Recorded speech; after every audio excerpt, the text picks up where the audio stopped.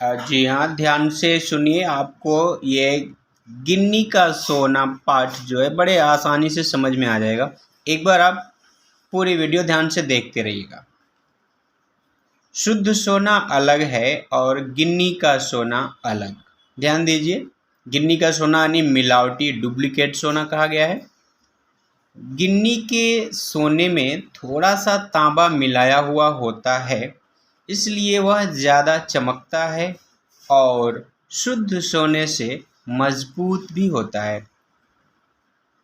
औरतें अक्सर इसी सोने के गहने बनवा लेती हैं, क्योंकि इसमें चमक होती है, टिकाऊ होता है, इसीलिए औरतें अक्सर इसी के गहने बनवा लेती हैं। ये बात आपको समझ में आई होगी। फिर भी होता तो वह है गिन्नी का ही सोना, यानी मिलावटी। शुद्ध आदर्श भी शुद्ध सोने के जैसे ही होते हैं। चंद लोग उनमें व्यावहारिकता का थोड़ा सा तांबा मिला देते हैं। चंद लोग यानी थोड़े लोग शुद्ध सोने में व्यावहारिकता का तांबा मिला देते हैं, यानी अपने आदर्श को, अपनी अच्छाई में थोड़ी सी बुराइयां भी मिला लेते हैं अपने फ़ायदे के लिए। ऐसे हैं लोग, मैं बता रहा हूँ, अभी भी ऐसे बहुत लोग हैं जिनको पता चलता है कि अगर मैं ये गलत काम करूँ और फ़ायदा है ना, वो फटाक से ऐसे ही करते हैं।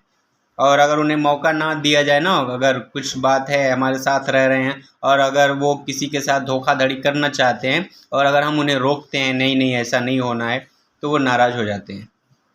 खैर, तब हम लोग उन्हें प्रैक्टिकल आइडियलिस्ट कहकर उनका बखान करते हैं। मतलब हम उनको प्रैक्टिकल आइडियलिस्ट कहने लगते हैं कि भाई ये तो बड़े, लेकिन देखिए ध्यान दीजिए, उनको हम समय फरोश्त कहेंगे, समय का, मौके का फ़ायदा उठाने वाला। ऐसे व्यक्ति समाज के लिए ना हानिकारक होते हैं। ऐसे लोग समाज के लिए हानिकारक होते हैं, पक्का। इनसे समाज को कोई फ़ायदा नहीं होता। ये लोग समाज को लूटते हैं। कौन? इस तरह के लोग जो शुद्ध आदर्श में व्यवहार यानी तांबा मिला के काम करते हैं। पर बात न भूलें कि बखान आदर्शों का नहीं होता, बल्कि व्यावहारिकता का होता है। यहाँ कह रहे हैं भाई कि बखान उसकी नहीं होती है, व्यावहारिकता की बखान होती है। यानी लोग व्यावहारिकता की चर्चा करते हैं। और वो व्यावहारिकता क्या है? व्यावहारिकता है किसी भी, अगर कोई बुराई है उसको अच्छाई में बदल देना, ये होती है व्यावहारिकता। किसी बुरे व्यक्ति को अच्छा बना देना। आगे पढ़ लेते हैं, फिर देखेंगे। और जब व्यावहारिकता का बखान होने लगता है, तब प्रैक्टिकल आइडियलिस्टों के जीवन से आदर्श धीरे धीरे पीछे हटने लगते हैं और उनकी व्यावहारिक सूझबूझ ही आगे आने लगती है। यहाँ उन लोगों को प्रैक्टिकल आइडियलिस्ट कहा गया है जो आज के समय में व्यावहारिकता को आगे रख करके समाज को लूटते हैं, यानी झूठ बोलना, धोखाधड़ी करना। आज देखिए उस तरह के ही लोग सबसे ज़्यादा पॉपुलर हैं समाज में। उन्हीं का नाम है जो सबसे ज़्यादा झूठ बोलते हैं। ज़्यादा लोग उन्हीं को जानते हैं जो झूठा है, मक्कार है। और ऐसे में सबसे पहले अगर नाम लें तो नेताओं की गिनती होती है जो प्रैक्टिकल आइडियलिस्ट होते हैं। ठीक है। अभी हमने यहाँ व्यवहारिकता की बात हम थोड़ी से पहले किए थे, जो गांधी जी के अनोखे व्यवहार के तौर पे था। यहाँ प्रैक्टिकल आइडियलिस्ट शब्द इन लोगों के लिए यह प्रयोग में किया गया है जो झूठ बोलते हैं केवल अपना फ़ायदा। जैसे नेता की हमने बात किया, वो एक जिस मंच पे जाएंगे, एक मंच पे उन्होंने दूसरा भाषण दिया और दूसरे मंच पर जाएंगे तो वो दूसरा भाषण देंगे। वो वहाँ की लोकालिटी, धर्म, जाति, मजहब आदि के आधार पर अपनी विचारधाराओं को बदलते रहते हैं। क्यों? क्योंकि उनको वोट चाहिए। वो क्या झूठ बोलेंगे कि उनको वोट मिलेगा। वो यही करते हैं, समाज को भले ही नुकसान हो, उनका फ़ायदा हो रहा है, वो काम यही करते हैं। तो यहाँ इस तरह के लोगों को जो है प्रैक्टिकल आइडियलिस्ट कहा गया है, जो अच्छाई में बुराई मिला करके अच्छाई को भी खराब कर देते हैं। और ऐसे लोग धीरे धीरे कह रहे हैं ना कि इनसे आदर्श जो है ना, यानी अच्छाई पीछे हटने लगती है और उनकी व्यावहारिक सूझबूझ ही आगे आने लगती है। यानी एक समय ऐसा आता है जब वो केवल बुराई ही करते हैं, क्योंकि बुराई करते करते उनको उसी की आदत हो जाती है, लूटना, झूठ बोलना। और फिर क्या है, जब भी कुछ बोलेंगे वो झूठ से ही शुरू करेंगे और पहला शब्द उनका यही होगा कि मैं कभी झूठ नहीं बोलता। खैर, इस तरह के लोग आगे देखिए, चंद लोग कहते हैं गांधी जी प्रैक्टिकल आइडियलिस्ट थे। यानी कुछ लोग ये भी बोलते हैं कि गांधी जी भी प्रैक्टिकल आइडियलिस्ट थे। ध्यान दीजिए, गांधी जी प्रैक्टिकल आइडियलिस्ट थे और यहाँ भी बात की गई है कि प्रैक्टिकल आइडियलिस्ट, दोनों में अंतर क्या है ध्यान दीजिएगा। मैं एक बता दूं छोटे शब्द में, गांधी जी ऐसे थे जो बुराई में अच्छाई को मिलाकर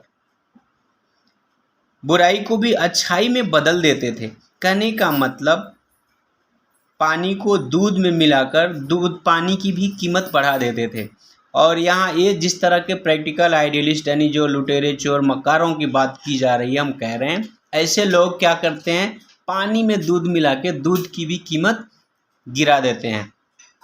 तो यहाँ गांधी जी भी प्रैक्टिकल आइडियलिस्ट थे, लेकिन ये क्या करते थे, व्यावहारिकता को ये पहचानते थे, उसकी कीमत जानते थे, इसीलिए वे अपने विलक्षण आदर्श चला सके। यानी सबसे अलग, स्पेशल उनका जो आदर्श था, उनकी जो पहचान सत्य और अहिंसा थी, उस पर वे चले और लोग भी उनके पीछे पीछे हो लिए, वरना हवा में ही उड़ते रहते, देश उनके पीछे न जाता। ध्यान दीजिए इनकी बात क्या है। हाँ, पर गांधी जी कभी आदर्शों को व्यावहारिकता के स्तर पर उतरने नहीं देते थे। यानी ये कभी अच्छाई को बुराई तक जाने नहीं देते थे, नीचे नहीं उतरने देते थे। गांधी जी क्या करते थे, देखिए, बल्कि व्यावहारिकता को आदर्शों के स्तर तक चढ़ाते थे। यानी कोई अगर बुरा है तो उसको अच्छाई में बदलते थे। वे सोने में तांबा नहीं, बल्कि तांबे में सोना मिलाकर उसकी कीमत बढ़ाते थे, इसीलिए सोना ही हमेशा आगे आता था। व्यवहारवादी लोग हमेशा सजग रहते हैं, यानी सावधान रहते हैं, वो अपना लाभ देखते हैं, लाभ हानि का हिसाब लगाकर ही कदम उठाते हैं। यानी अगर उनको फ़ायदा होगा तो काम करेंगे, फ़ायदा नहीं है तो काम नहीं करेंगे। वे जीवन में सफल होते हैं, यानी व्यवहारवादी लोग अन्यों से आगे भी जाते हैं, पर क्या वे ऊपर चढ़ते हैं? नहीं, खुद ऊपर चढ़ें और अपने साथ दूसरों को भी ऊपर ले चलें। यानी अगर आप आगे बढ़ना चाहते हैं तो आप बढ़ें और अपने साथ साथ अपने और लोगों को भी आगे लेके चलें। ये नहीं कि हमारे साथ कोई और आ रहा है तो उसे हम पीछे ढकेल दें, धक्का देके हम आगे निकल जाएं। ऐसा करने पर क्या होगा, जब उसकी बारी आएगी तो वो भी आपको पीछे खींचेगा। तो यहाँ कह रहे हैं कि यही महत्व की बात है कि आप आगे बढ़ रहे हैं तो औरों को लेके भी बढ़ें, जैसे कि गांधी जी ये काम करते थे। यह काम तो हमेशा आदर्शवादी लोगों ने ही किया है। समाज के पास अगर शाश्वत मूल्यों जैसा कुछ है, यानी समाज के पास अगर आज कुछ अच्छी चीज़ है, नैतिकता है, मान सम्मान है, एक दूसरे की मान मर्यादा करनी है, सम्मान करना है, तो वह आदर्शवादी लोगों का ही दिया हुआ है। यानी आदर्शवादी लोगों ने ही समाज में नैतिक ज्ञान यानी अच्छाइयाँ दिया हुआ है। व्यवहारवादी लोगों ने तो समाज को गिराया ही है। व्यवहारवादी लोग तो समाज को लूटते ही हैं, इन्होंने केवल लूटा है। आदर्शवादी लोगों ने समाज को दिया है, एक दूसरे के साथ अच्छे व्यवहार करना, लोगों की इज्जत करना, मान मर्यादा करना, ये काम जो है आदर्शवादी लोगों का है। व्यवहारवादी लोग केवल लूटते हैं। ऐसे भी लोग हैं, अलग समाज बनाते हैं और अलग समाज बनाने के बाद सबका शोषण करते हैं, लूटने लगते हैं। तो कुछ लोग इस उद्देश्य से भी समाज बनाते हैं, अपनी क्या बताएं, जाति के आधार पर लोग समाज का निर्माण करते हैं, धर्म के आधार पर करते हैं। जबकि वास्तव में अगर आप निर्माण कर रहे हैं कोई काम और उसका उद्देश्य हो तो इंसानियत के नाम पर कीजिए। समाज में किसी तरह का कोई भेदभाव नहीं होना चाहिए, वो होता है समाज। लेकिन आज तो जो व्यवहारवादी है ना, लुटेरे लोग, स्वार्थी, अगर उनका स्वार्थ सिद्ध नहीं होता है तो अगर वो किसी समाज में हैं तो उस समाज से भी कट के अलग समाज बना लेते हैं, क्योंकि यहाँ उनकी स्वार्थ सिद्धि नहीं हो रही है। खैर, तो हमें ध्यान रखना है इस बात का, क्योंकि ऐसे लोग पहले भी थे, आज भी हैं और कल भी रहेंगे, क्योंकि प्रकृति हर तरह के लोगों को रखती है क्योंकि अगर प्रकृति ना चाहे तो ऐसे नहीं होंगे लोग।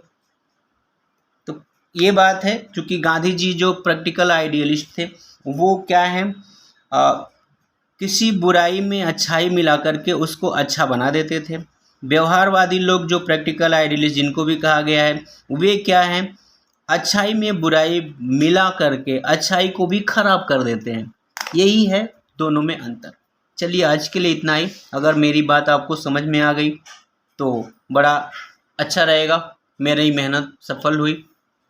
इसकी और भी वीडियो है, आप देखिए। और इस चैनल पर आपके किताब के सारे जो चैप्टर है ना, पाठ है ना, या कविता है, कहानी है, सब कुछ है, चाहे वो CBSE है या ICSE। आप प्लेलिस्ट में देखिए, आपके चैप्टर का नाम ढूंढिए, मिलेगा। धन्यवाद।